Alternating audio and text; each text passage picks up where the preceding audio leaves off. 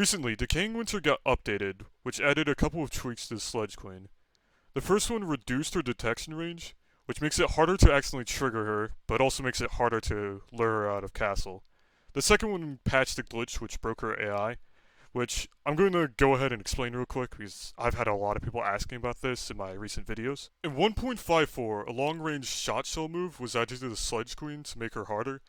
She would use it the moment she landed, regardless of how close or far you were, and then would spam it every 15 seconds or so. The move was unblockable in aimbot, so there was no way to counter it other than getting close and shoving her.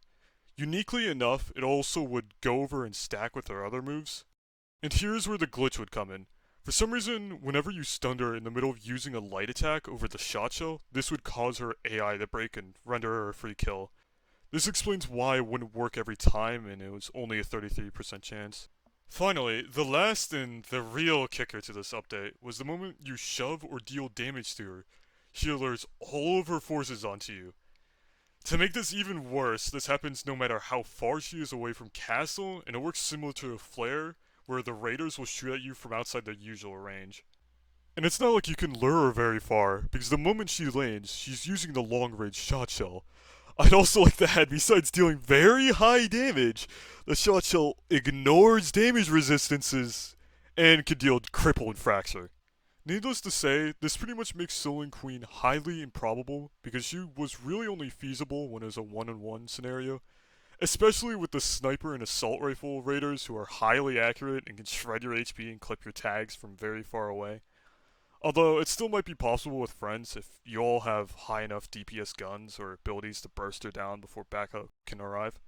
Overall, I agree with the first two changes to the Sledge Queen. Being able to break her AI was really broken and pretty much ruined the fight. However, I don't like the fact that Red only wants people to kill Sledge Queen in one way, if at all. I don't want to go through all the logistics and RNG for trying to kill Sledge Queen and all of her forces in one night. I don't like the fact that all the other options to kill her were removed. Vagabond, at the very least, took some skill because you had to have timing and quick reactions. And melee is just impossible because she's stunned for less than a second, you can't even punish her. This isn't even challenging, it's just artificially difficult and unfair. At the very least, you should be able to fight Sledge Queen by herself or make it so that the raiders can't respawn, so you can whittle down her forces until it's just her for a proper fight.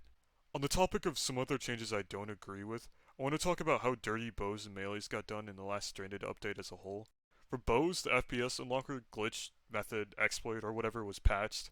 Honestly, it's unfair that people with a third-party program and a better computer could shoot bows faster, but then nothing was done with bows after the patch, despite guns being buffed. Bows needed the FPS unlock to perform well, and in their current state, bows are just too slow to deal with threats in the defense phase, and you quickly get overwhelmed. They should at least be buffed to have a faster fire rate, or do enough damage to actually one-shot normal scavs. For melee was the changes to the AI. No, I'm not talking about melee scavs being able to parry, however I wish players could get the ability to evade and block bullets like the AI. It's the fact that all melee scavs were given the range of sledgehammer scavs, which was one of their biggest problems about them besides their reduced stun and faster walk speed. This massively screws with the flow of melee and essentially kills the ability to kite and outrange melee scavs. This forces you to parry, which is perfectly fine in isolated cases during the scavenge phase. You're mostly facing melee scavs 1-on-1 or even 1-on-2, which is easily manageable. It's just that during the defense phase where you have to fight 4 to 5 at once where melee starts to fall apart.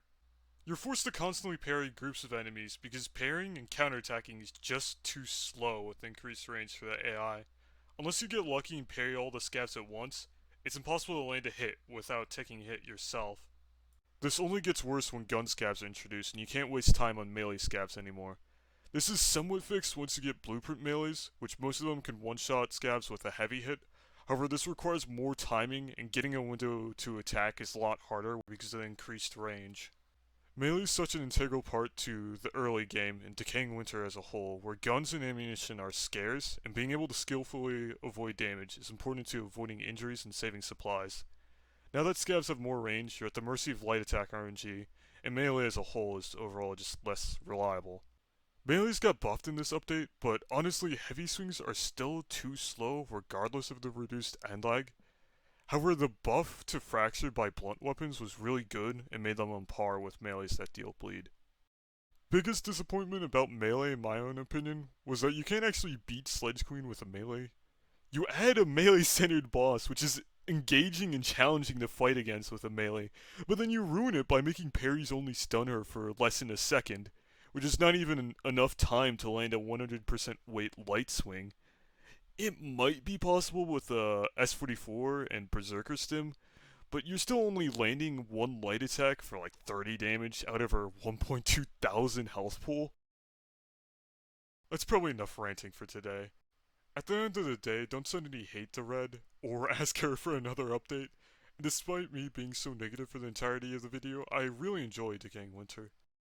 Also, Red as the developer of the game doesn't owe anything to me, and she can do what she wants with the game as she sees fit.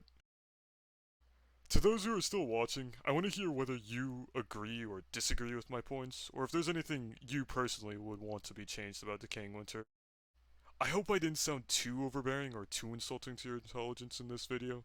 I know there's a lot of new people to Decaying Winter, and I just wanted to be thorough and explain everything. I saw a couple comments about my resolution in the last videos. I just want to let you guys know you haven't seen anything yet.